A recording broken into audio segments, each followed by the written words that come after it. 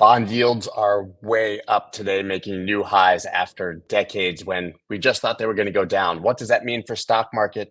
And how is Bitcoin having an October moment and continuing to rage even in the face of high bond yields? I wasn't going to show up today, but here I am on the West Coast trying to sympathize with James Lavish and see what it's like to be awake at 6 o'clock a.m. to do these streams. I've got James, Mike McGlone, and Dave Weisberger as usual. You guys don't want to miss this one. Let's go. Let's go.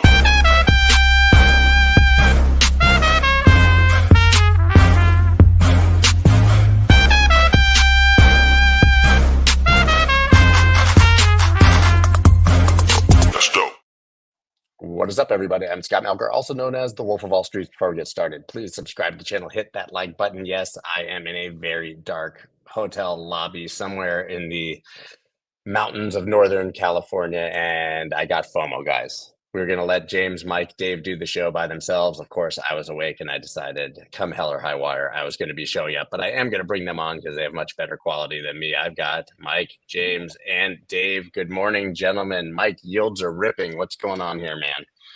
Well, good morning. I want to maybe if I can share screen since I'm glad you showed up because I love that look. I just want to show a few shines first, and just take 2 minutes to show you this. Part of the reason yields are going up is what you're seeing is this significant pickup, massive more supply in government deficits.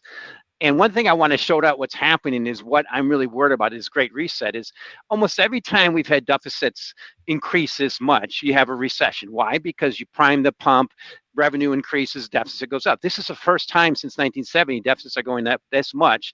Stock market's not going down or not in recession yet. And what I want to point out is this is the Great Reset I see happening is this great gaping jaw situation started in 2015. Deficits increase and the stock market's still going up. To me, that's the problem. And to me, that's what's kicking in this morning. I still want to show a little bit of what's happening and I view in the stock market. This is going back to 1928, how expensive the stock market is versus GDP. And to me, that's what's kicking in this morning. The market's starting to realize it's awesome that Bitcoin's up. I hope that continues. But if we get a normal correction in the stock market for a normal recession, this is going to be a problem. And that's where everything's starting to tilt this morning. You mentioned bond yields. I had to show you this chart of bond yields. 10-year note yields reaching the highest since right around, let's see, 2007 this morning, right there. 2007, yeah. Yeah, but I want to show you this one thing. If you take this and you make it in log format, which shows the rate of change, it's see how big that move is? I wanted to compare it to the stock market crash of 1987. That's when bond yields peaked the weekend before the stock market crash. And to me, that's so significant to show what's happening. Bond yields spiking, crude oil spiking is bad for risk assets, the stock market. And I just want to also bring in crude oil. Crude oil is spiking recently. And I do love when people point out how significant it is. It's the worst performing commodity. In white, I show you the bloom. It is. I mean, it's just a fact.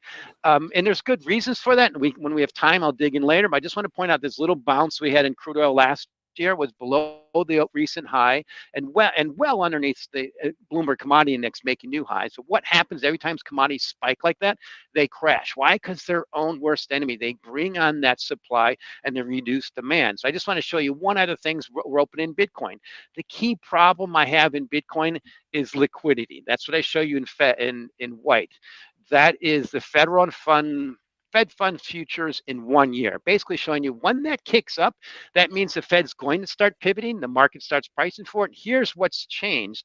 The last two times we had pivots from the Fed, it was after Bitcoin swooned, after Bitcoin declined.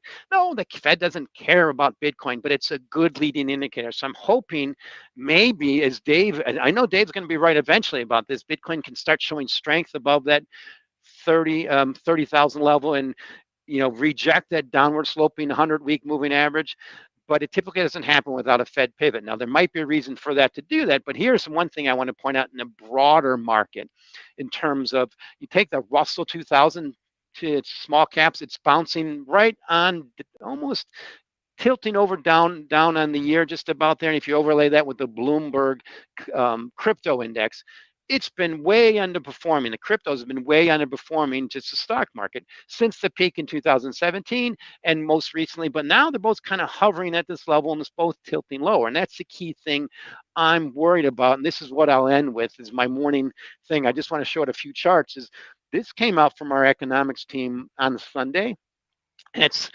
completely counter to what most people were thinking 6 months ago. And this is our economics team has remained steadfast, as I have, that this recession is going to be a great reset. Now they're starting, everybody kind of gave up on it. They never did.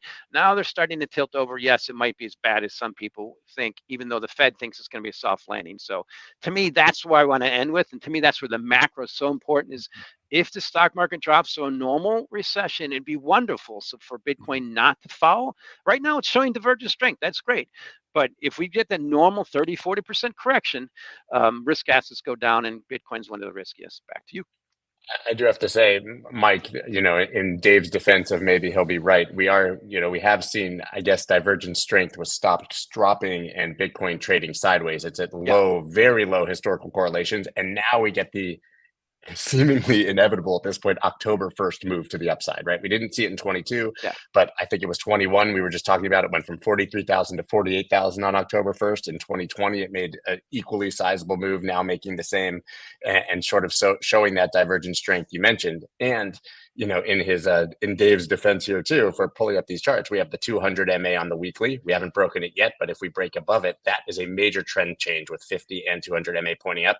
And we now have price trading. We'll see where it closes today, above the 200 on the daily, above the 100 on the daily, and hitting that key resistance. So some of those trends you're talking about, we are now starting to attack, which makes it possible that we will get those indicators you're talking about. But James, I do want to go.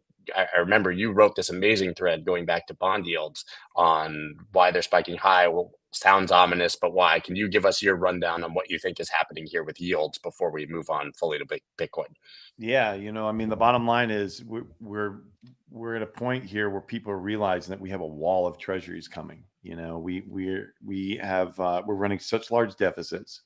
And we've talked about it ad nauseum about the debt spiral. For you and I have talked about it for over a year, and Dave and now Mike. But the problem is we're running such large deficits with interest rates continuing to be high, and the Fed talking higher for longer.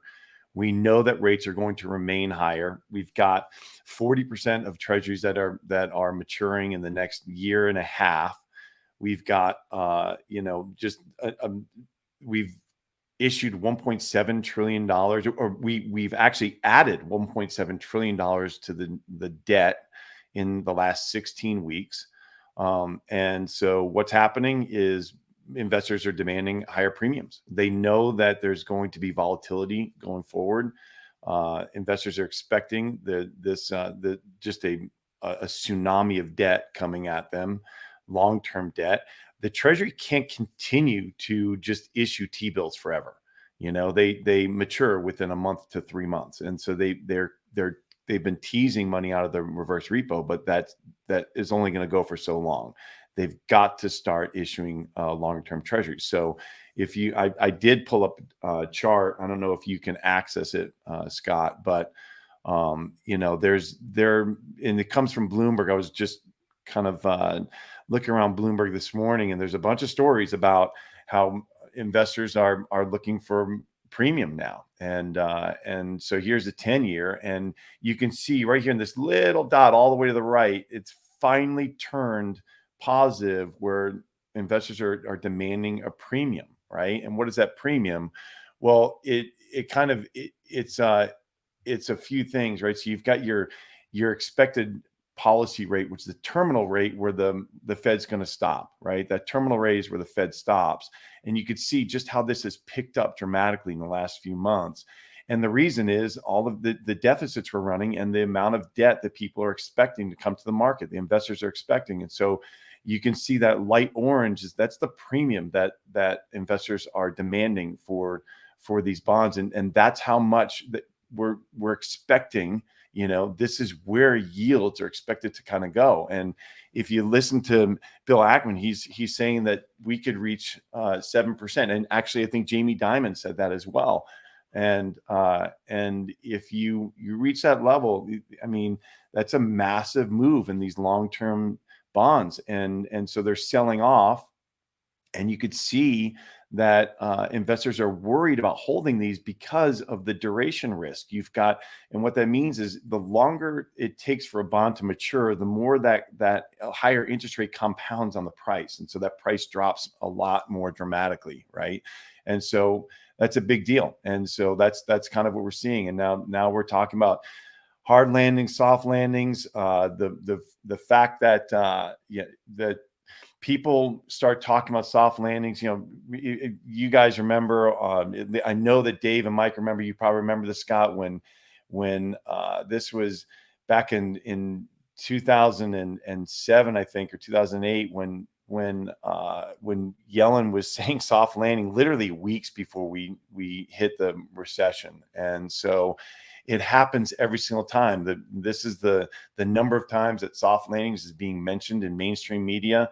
And people get complacent and they don't realize that there's a lagging effect. There's this 18-month lag of when policy rates kick in. And so here we are, we've raised rates up to over 5%, and we haven't really felt those effects yet. We're starting to feel them now. And really, the reality is, I think we've already gone too far. And at some point here, we're going to just have some sort of credit event or something that kicks in, and that's the big issue. And so people are really concerned about that. So if you look at the Fed funds rate, and when we pause and when recessions hit, you could see here that there's a pause, recession, pause, recession, pause, recession, pause in the middle of recession, pause, recession. I mean, it's a little bit of a lag, but it happens just about every single time. This is no news to us.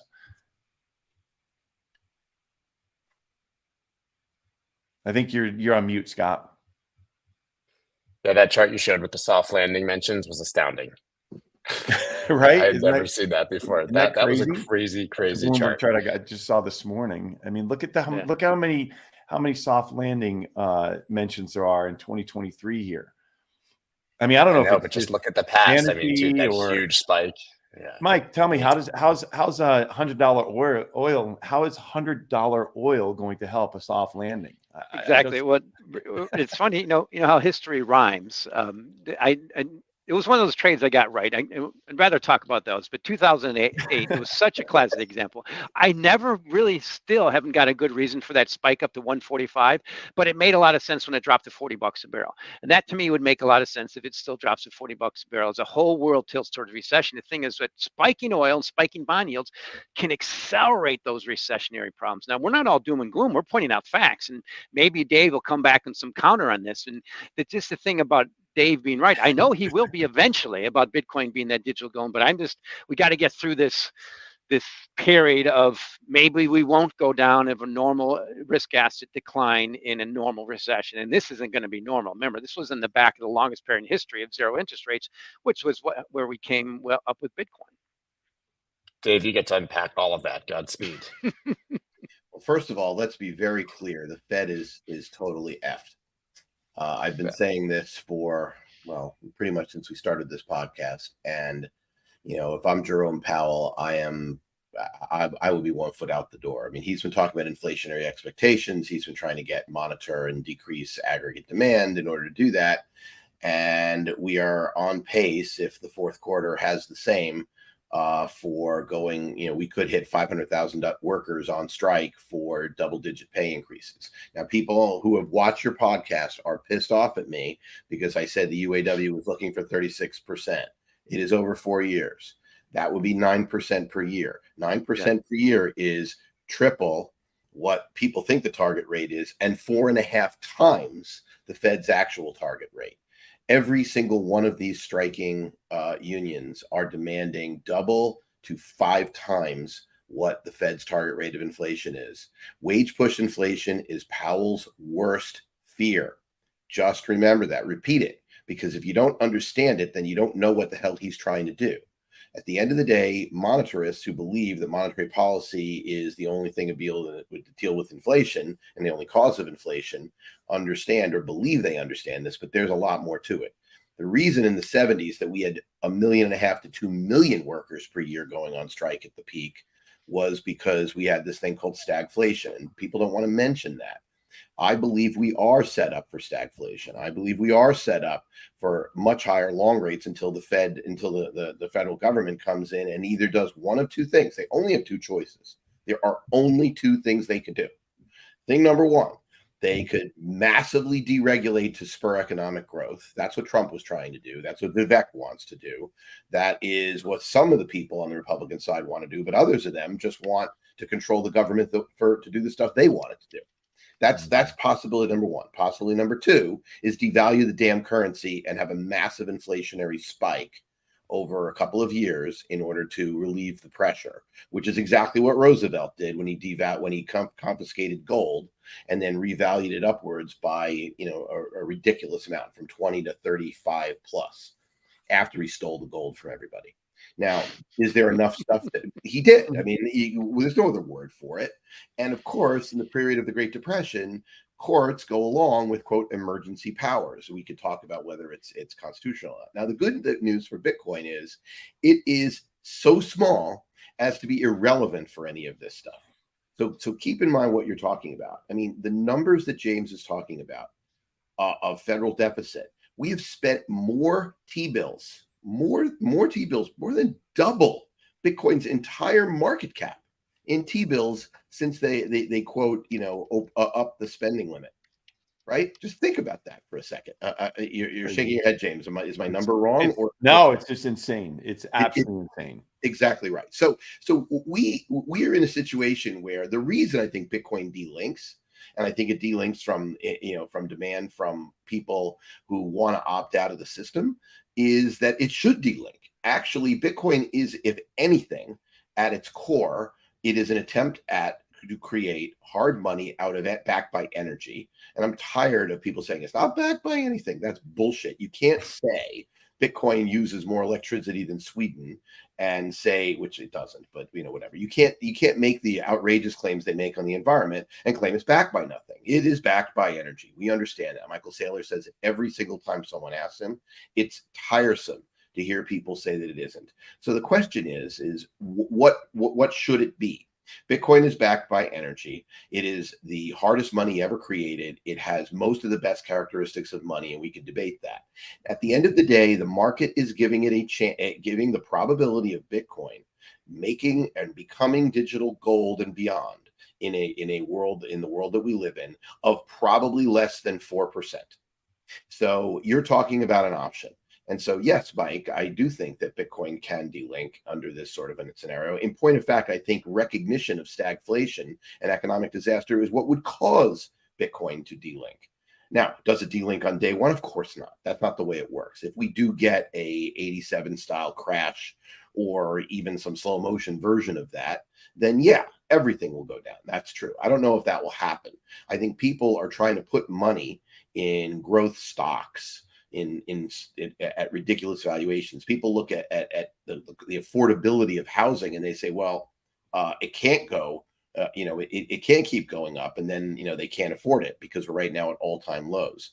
We have a problem, right? It is a serious problem. When you start looking at bond yields, I mean, look, the rest of the world's been living this for a while. I mean, when you compare the U.S., the fact that the U.S. is 4.6 on the 10-year, and the U.K. is less than that, 4.492. And I was just there, and they don't believe their government even has a way to grow their way out of it. Compared to Japan, where the 10-year yield is 0.776. Now we know it's manipulated, but understand that's what's coming here. Coming to to an economy near you is the need to manipulate the long end of the curve. I'll say it slower. They need to manipulate the long end of the curve downward, a la Japan, or the federal government does not have any room left for any discretionary spending.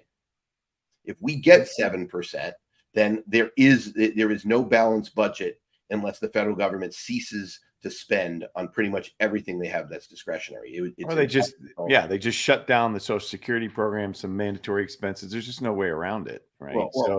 They still wouldn't get there though. But they still wouldn't get there. That wouldn't even be enough. Yeah. If you look at the numbers, they could literally spend nothing and the debt service would be too much. The entire world knows they have to inflate away the debt. So this is that, and I'm going to do it again, Scott. This is classic Princess Bride. You know, you surely can't choose the glass in front of me. The whole world is looking at this saying, okay, the U.S. government debt, and it's not just the U.S. government, it's outside of Germany. It's pretty much the entire G7 debt is unsustainable. We know that. And so what's going to happen? Well, what's going to happen is they're going to keep kicking the can down the road. And that's what they do. And they've been doing it. Whether they will continue to be able to do it, we'll see. The problem that we have that's different today is we have no leadership in our country. None. Full stop. This isn't political. This isn't, you know, Democrats versus Republicans. We have a country being run by a shell. And there are people who are making economic policy, couldn't understand this conversation. Don't understand what you're saying, what James is saying, what I'm saying, or they didn't learn it. They don't understand it. And so we don't have anybody who can take decisive action. And that is a problem. Even the ones who do understand, if you listen to Jeff Booth, they'll just say, look at the incentives, look at the incentives of the system. The system is broken and the incentives are another 4 years. That's it, period. Those are the incentives. And, why wouldn't you want another 4 years? If you can get $120,000 to $180,000 salary and be worth $100 million, why not? I mean, like, that's a great deal. Right. Yeah. And so, yeah, I mean, the incentives it's insane. The one point I want to make here is, look, Bitcoin, October, all the stuff, look, it's a squiggle. In a long-term chart, if you're looking at the difference between, whatever, say 3.8% or 3.8001% probability of becoming digital gold, these are trivial numbers in the long run. And unfortunately, I look at Bitcoin very different than the rest of crypto. The rest of the Bloomberg Galaxy Index, there's a lot of stuff in there that is essentially that are tech stocks and are going to move as NASDAQ or should move as NASDAQ. So a lot, it is what it is. Look, I don't disagree. I've never disagreed with Mike's fundamental thesis that the economy is barreling towards a cliff. The question is, will they be able to quickly build the road out connecting that cliff to the next high point so that, up further so the cliff gets higher and higher? That's really the question. It always has been the question. One last point. There are still a majority of people in this administration who subscribe to modern monetary theory. Ugh. And we could wish that it isn't so, but it is true.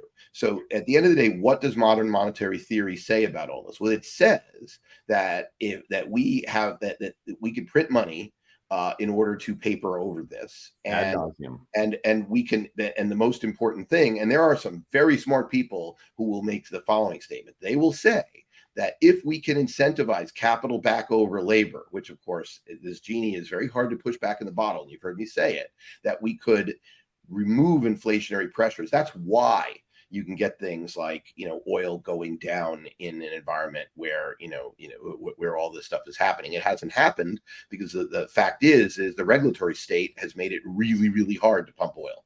And people are forward looking at it. The same thing is true about all the aspects of supply chains across the economy.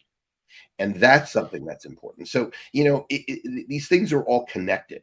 But I listen to Mike every week, and every week I think, oh my God, he's absolutely right. And then the question is, I then think, okay, will they be able to kick the can down the road? Will we be able to sustain this seemingly Wile E. Coyote over the cliff of valuations on home prices, on general equities, on whatever, vis-a-vis bond yields, where usually, you would expect the S&P dividend yield to be higher than long-term bond yields. Not so anymore.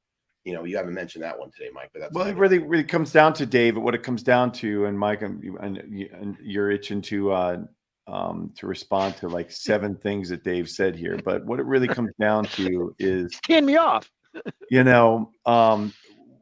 How bad does the economy, does the economy seize up? And really what the issue is, does the treasury market seize up? That's the problem. Is if the treasury market seizes up, we know we're going to have QE infinity instantly. It is an instantaneous process where they're going to print money and monetize debt because they have no choice but to keep the treasury market liquid, period. Full stop. That's the biggest problem. And so the question is, how many times can they do that, and how big is that print going to be? That's really all it comes down to, because you only have maybe one or two more cycles of this, and then you're literally Weimar Republic. There's no way out of that. And so, but can they kick this down the road, like you're saying, long enough with high enough inflation that we sustain it and bridge that gap before we have a treasury market seize up, where we have illiquidity and they have to step in? That's the big question for me. So I got to follow up, and that's a lot of good stuff there. I want to follow up with a few good charts, if I can share screen on those. And that is, first of all, we know what's happening with the deficit. It's increasing rapidly, and bond yields are going up. But what's not happening yet is the dollar is hanging in there. Why? Because dollar is the least worst of all the other fiat currencies. And higher interest rates here, just interest rate parity, right? So that's what I show you here. Exactly, interest rate parity, and what you showed is it's unstoppable force right now. Unstoppable force, particularly when it's yielding so much higher than the top leading economies in the world: China, Japan, Germany. So here's the dollar, but what you do is overlay the dollar with the stock market. That to me is part of that lose-lose. The stock market has to go down basically for the dollar to give up the ghost, to not break the global economy. And to me, that's where you see that spiking in bond yields. We see this spike is the most significant ever in log. But what I want to also point out is a few things that Dave said about I'm expecting severe deflation, which is a normal situation after you have a massive spike in M2 like we did. This is M2 money supply. And also I overlaid this on the same scale with PPI. Now here's a fact about PPI, the producer price index. It's basically synonymous with economies with commodities. The high from 2008 was plus 9.9%, so about 10%. You know what the low is this year? Minus 3.1. That's tilting towards deflation because the plateau is so high now. Like the average home, we talked about this last week. A home average is around 400. Before a couple of years ago, it was 200. Now there's only a lot of room for that to go down, which shows deflation. And to me, that's the main thing that's going to be happening, is kicking over to normal deflationary trends. And there's one thing I also want to show is there's a big problem with alts. What I show you in white is just this is the market vector digital digital assets 100 small cap index divided by Bitcoin. I mean, it's just trading lower. That makes sense. I mean, Bitcoin is the benchmark crypto. But what is the overlay with liquidity from Fed funds? It's heading lower. The key thing I'm worried about is what happens if the stock market takes that lead and heads lower. And the one thing I want to point out is when you talk about crude oil and commodities, this is the #1 chart that's been pressuring crude oil for the last 15 years. What I show you in white, that's the excess of liquid fuel production versus consumption in the US and Canada. Running around 6 million barrels a day. That's enough to fill up the SPR in about 70 days if we just cut off exports. Sorry, rest of the world, but we can do that. Right before this massive spike in 2008, it was running a deficit of 11 million barrels a day. What is that about? That was during the Obama administration. It's just fracking and horizontal drilling, the ability to create more with less and use more. That's the significant thing. But to me, what I just put in this little chart too is Fed funds. Bottom line is the liquidity is just pointing very negative. So that's why I kind of push back on anybody who talks about, I think, yes, stagflation in the short term, tilting over to deflation. And what's going to be the best way to show that is if the stock market goes down, and we'll see those deflationary forces. If it doesn't, that's so much stagflation. And I'll end with this. This weekend, I was going to publish something that I think is going to be profound. Is what will make all this stuff work out is the markets will make our leaders come to terms. The markets will make, okay, fine, we can't, this deficit is unsustainable. So the markets, if markets collapse, yeah, they'll do something about it if it's because of the stock market going down and deficits increasing. But that's the problem. It might mean markets might need to make our leaders be rational and do something about these unstoppable negative forces. Be rational. I mean, looking at the dollar, this is an astounding run that the dollar is now on. It's basically ended any argument that it's in a bear trend here, bear market. I mean, it's making higher highs. And I mean, was that 1, 2, 3, 4, 5, 6? It's like 12 weeks in a row green. So, I mean, there's something, but that chart is literally the part where my thesis comes from, Scott. With all due respect, I know, monetarists like Milton Friedman and the people who I believe with are, whatever, we're dinosaurs. Inflation is a monetary phenomena, and the amount of money being printed globally is absolutely off the charts. The amount of everything in terms of money is off the charts. You don't get deflation if the denominator continues, if the numerator, or however you want to look at it, in that environment. And the reason the dollar is going up is because it's the best damn worthless piece of fiat out there, right? It's like, where are you going to put your money? You're going to put your money in the pound. You're going to put your, post Brexit, what's going on there? You're going to put your money in the euro, where their economies are, well, let's just say not as vibrant. You're going to put your money in China, which has built multiple cities that are standing empty, and massive misallocation of capital on an epic scale. You're going to put your money in the yen, where we've talked about they have 0.77 long-term yields despite a debt to GDP at around 230, is it? I think, James. Yeah. It's like, where the hell are you putting your money? And the answer is we're all playing Monopoly, and at some point, it's game over. But maybe the game continues. Just remember, on a global scale and on a historical scale, 1971. That's when this started. When Nixon depegged from gold to, and it doesn't matter that it's gold, it matters that it's something, right? When Nixon depegged from gold, the world went on a fiat standard. We are literally not even 75 years into a monetary experiment compared to 5,000 years of human history. I mean, when you look at there's a chart, the Fed, the St. Louis Fed does a great job with charts, and I'm sure it's the same thing. When you look at the up and to the right nature of consumer credit, and you ask yourself, where is the economic strength, the resilient American consumer? The resilient American consumer is resilient because they keep getting offers in their mail to refinance this, to finance that, refinance that, and consumer credit keeps going up. That's actually great. To pull up the chart, you can just talk to this, Dave. It's exactly what we're talking about, right? Exactly. So I'm looking at the same one on my screen. Exactly. And that matters. So, everyone, when you start saying that you're expecting deflation, I mean, sure, commodity deflation, if we continue to invest in excess capacity, sure, that will happen. But there is no way that you could put the genie back in the bottle when it comes to services and people working. And wage push inflation is literally what happened in the 70s. And there were people talking about deflation once OPEC decided to stop screwing us in the 70s.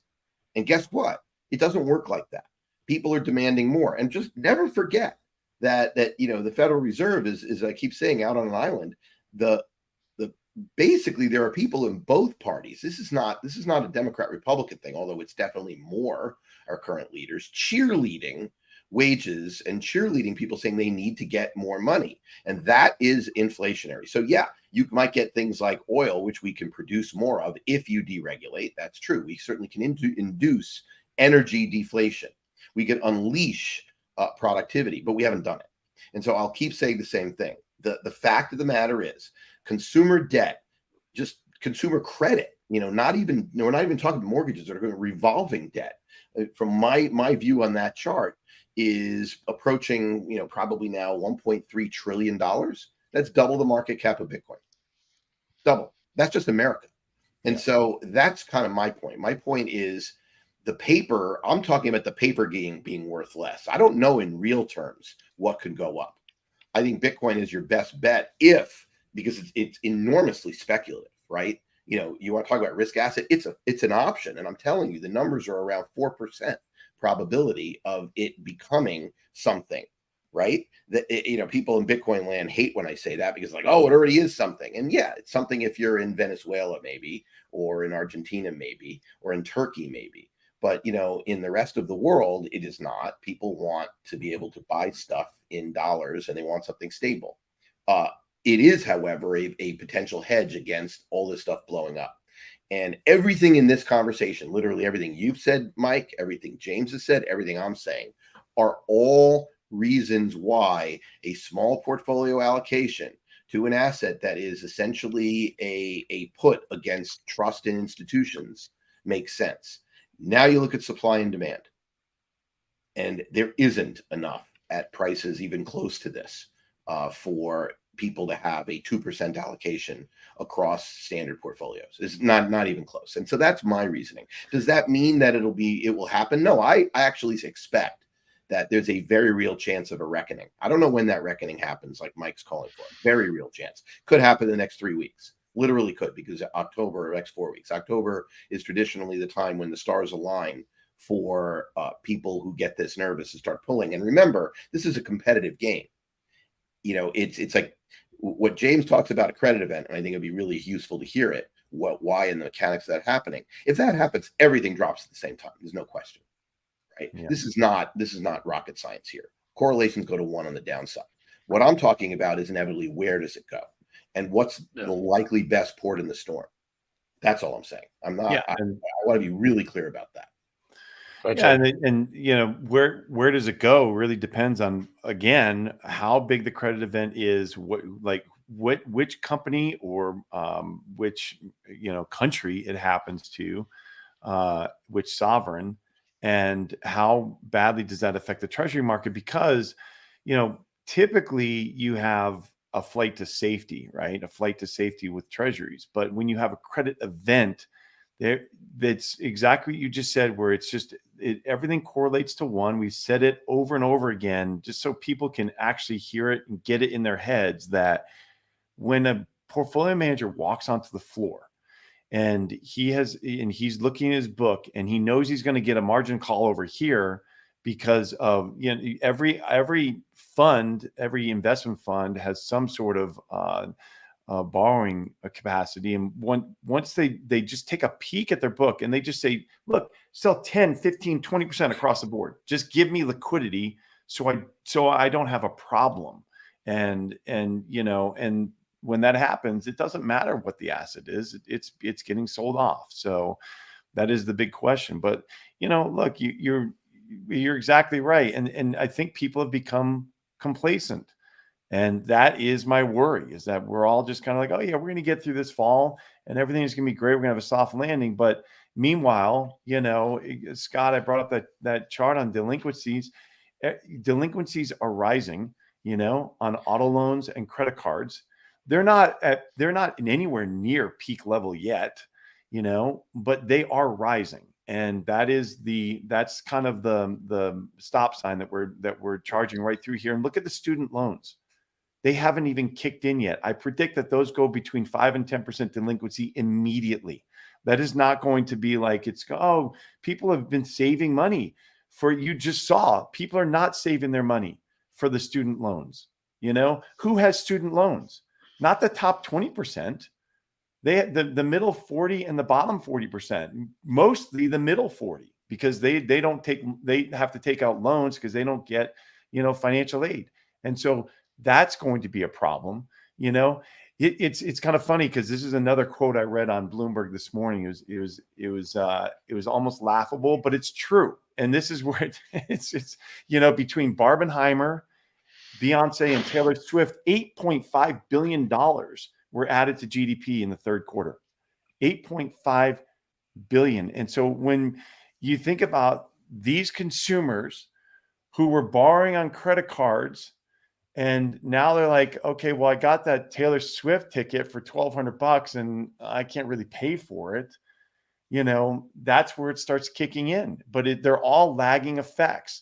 And so, you know, you go back to this chart and this chart, it's the lagging effects that we're going to start feeling. And well, welcome to October, you know, and that's.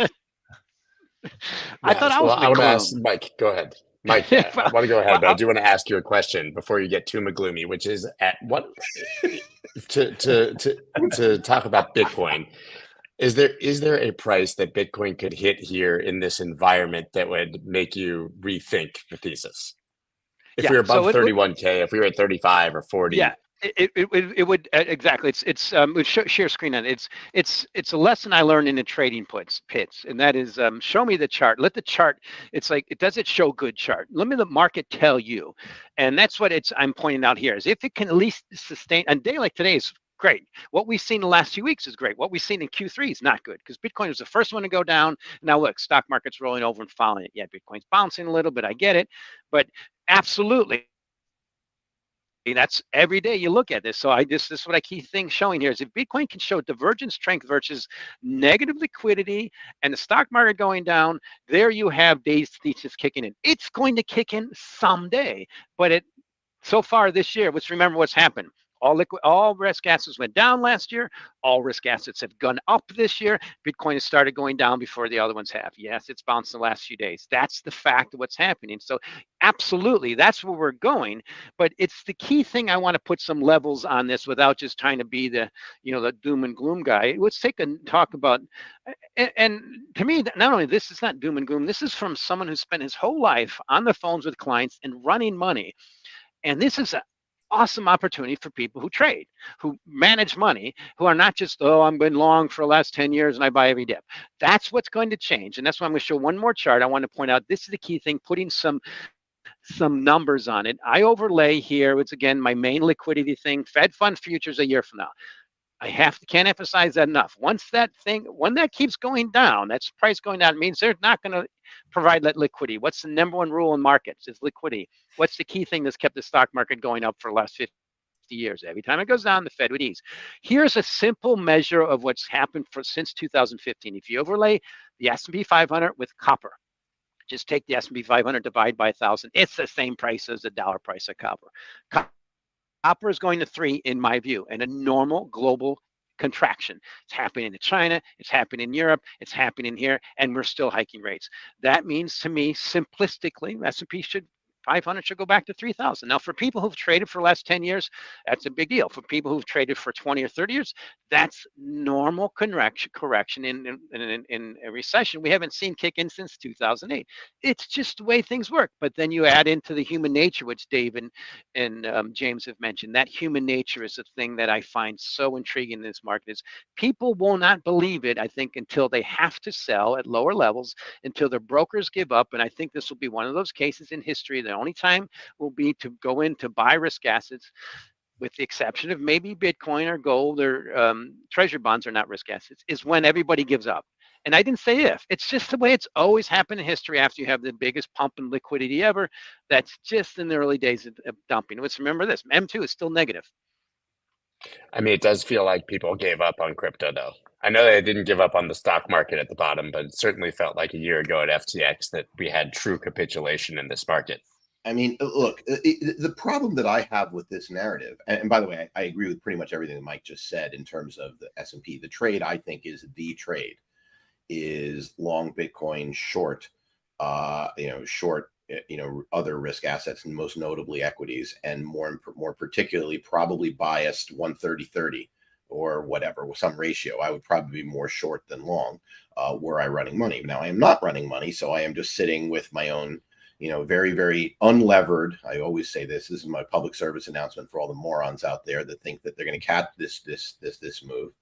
My unlevered long position in Bitcoin, my belief in my own company and what that's worth, some real estate that I suspect in nominal terms could drop, in real terms could drop, but in nominal terms will probably stay where it is, because we are going to see raging inflation unless we get unanimity on between the fiscal and monetary policy. There is no way the Fed on its own could do a damn thing to stop what's happening when everybody, and it doesn't matter where you are, you find somebody who believes that their purchasing power hasn't been hurt, that people think it's not fair.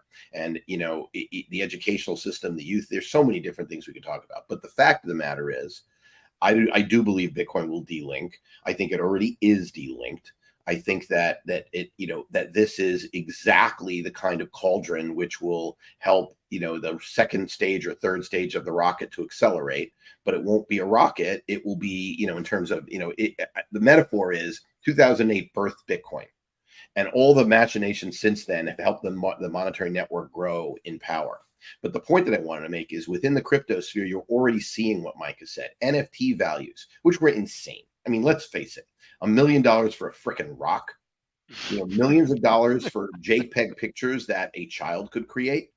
I mean, and an infinite supply of these things. Of course that had to crash. But we may have printed too much money. That is the leading indicator that says it's already happened. But literally, even talking about JPEG NFTs and Bitcoin in the same sentence is malpractice. They are totally different things.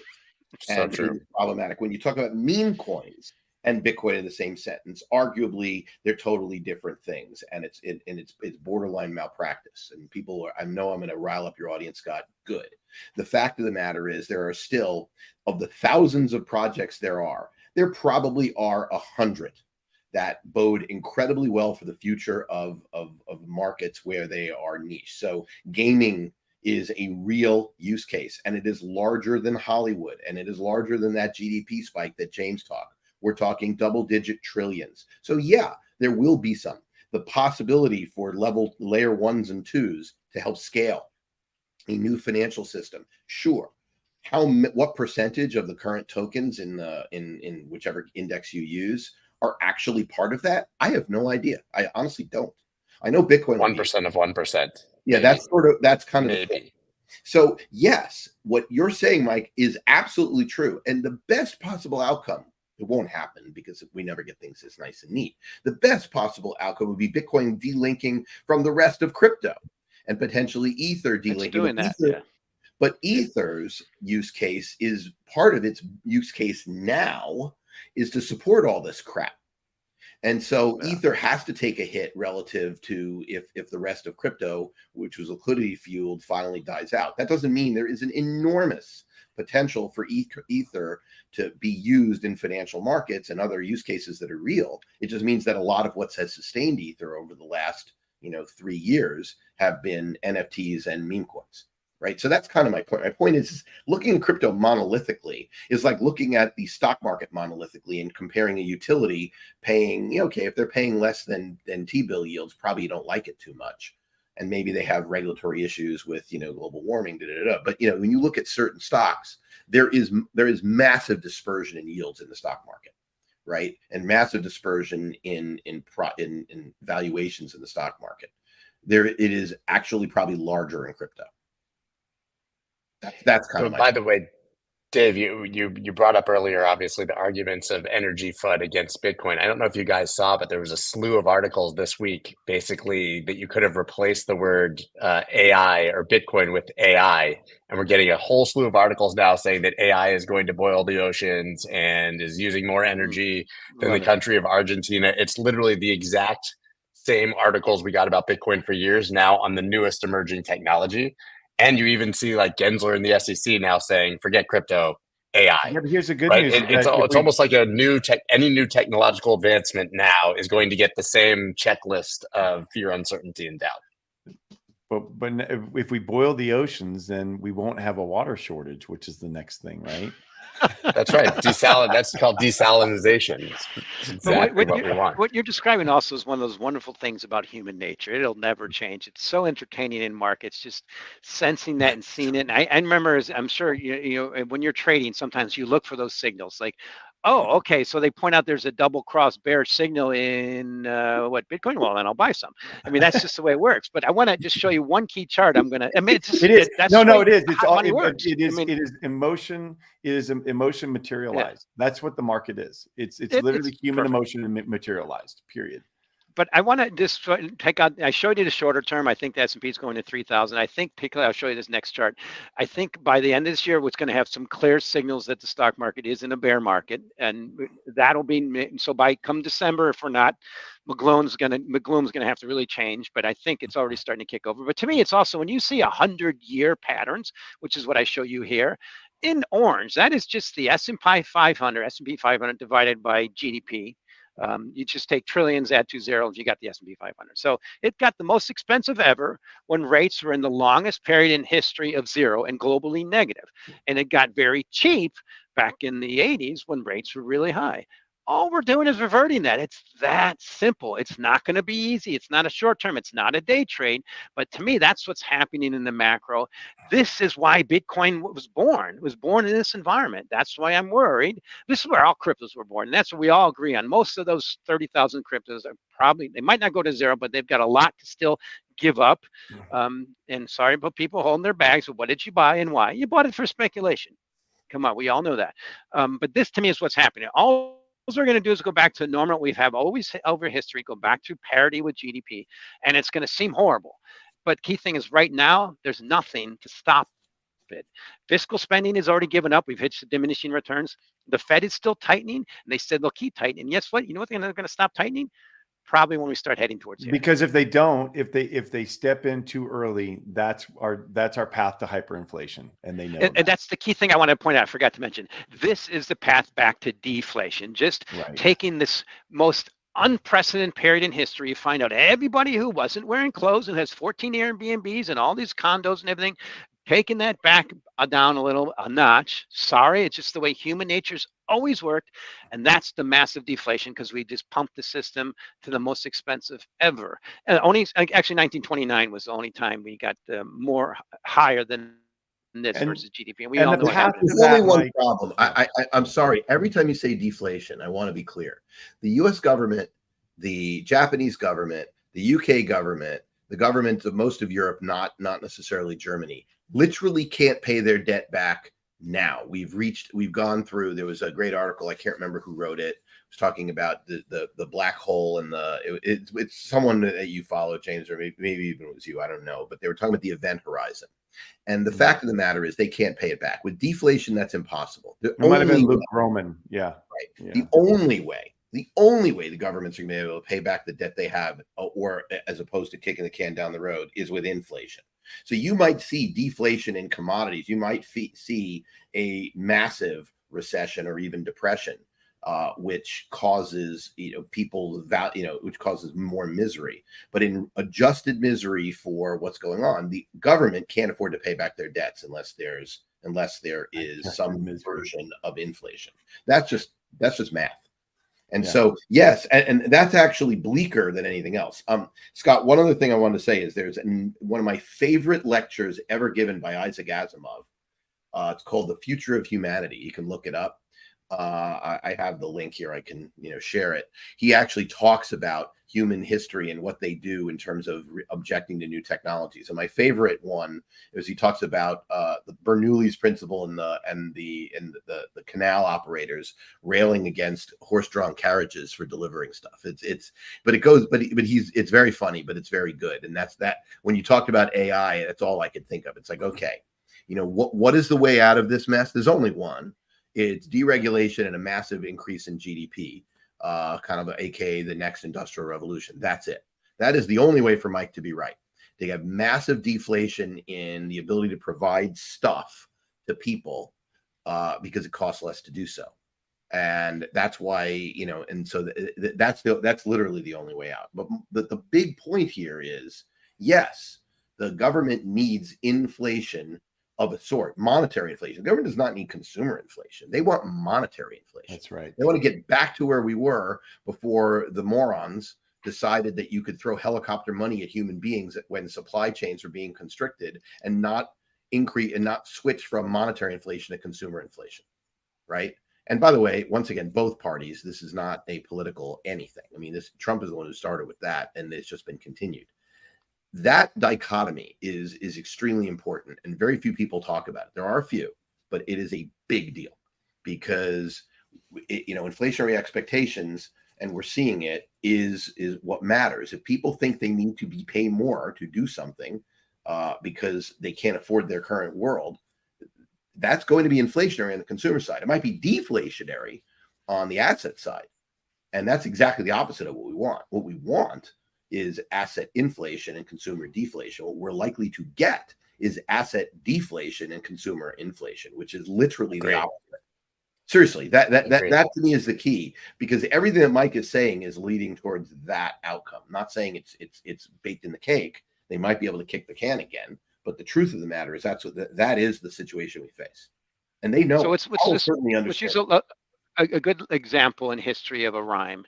The deflation in 1933 ended when we debased the currency versus gold. What did it take to get to that inflation? Severe deflation. To me, that's the scenario. You mentioned Japan. So I have to show this chart. Right now, the current situation for US trajectory is severe deflation. We're already showing it in PPI. Money supply is negative. The dollar's unstoppable. That's the case right now. Yes, the deficit, I get all that. But to me, here's the trend. Okay, so we've seen what's happened in Japan in the last 2 decades, since 1989 typically, is negative zero interest rates, massive deficits. They've been able to manage it.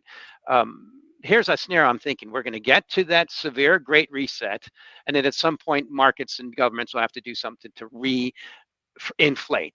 But the first thing is you deflate what's already happening, and that means everybody, everything. And here's the key: the bridge you got to get across. You have to at least have money supply increase. If you have a declined supply of money, there's no way prices can go up. It's just the way it always works. You get that, how the math goes.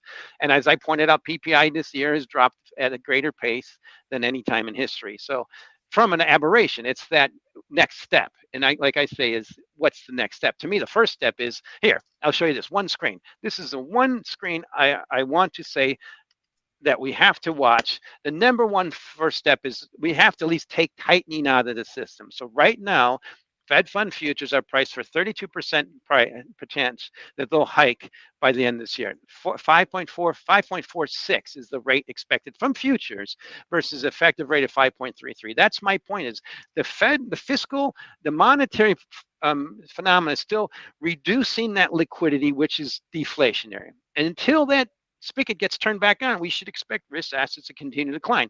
You can see that obviously in broad cryptos, particularly today. Like every other one, nothing's up like Bitcoin is. So maybe Bitcoin's finally doing that digital gold thing. But this, to me, is the number one thing we have to, let's at least get past this before we can start talking about inflation. The Fed is still got his hammer on that button, which is the number one thing in history, is to push back on money supply. I mean, just reducing that supply of money, which we pumped up too much in the last 3 years. Right. And so Scott, the last chart to put an and then I got to go because they're literally setting up breakfast around me and cleaning around my feet. this right here, it puts an accent on what Mike is saying, is that you're watching the banks tightening their lending standards, and this is always happens right before a recession or into a recession, and look at where it is now. And so we're getting there, guys, and that's where deflation occurs. Agreed. There won't be a soft landing, guys. No. The moral of the story is we have 4 people here who think a recession at the very least is coming. See, they're cleaning right around me. Mike has people walking behind him the whole time. Yeah. I know, Mike, I want to make one joke, by the way, because you sort of made the joke about, the double death, whatever, cross and price. If you guys were following, one of the big analysis the other day was this death cross right here that was going to crush us all. And if you had bought that death cross instead of selling it, you bought exactly at 24,927, with price now currently breaking through resistance at 28,500. Right. So that was the ultimate bottom signal, was the death cross of the 50 and 200 MA that was so much discussed on. Well, guys, this is amazing. First of all, I saw in the chat, and I have to do it real quick. Des, I saw that you said to give your wife a shout out for her birthday is tomorrow, and Des is here every single day, and his wife, he said, allows him to be here and to join us. So awesome. Thank you to her, and huge shout out to her. Somebody else in there also said it was her birthday today, 43 years old. Happy birthday from Green Bay Province. So guys, listen, I got the sun to rise behind me, James. We did it. It's coming on my side. One of us. Nice. We did it. All right, guys. Thank you so much. I got to run. They're gonna kick me out. Bye, everyone. See. Oh, I'm going to be here the next 3 days, everybody. I will be back Friday. Bye, everyone. Peace. That's dope.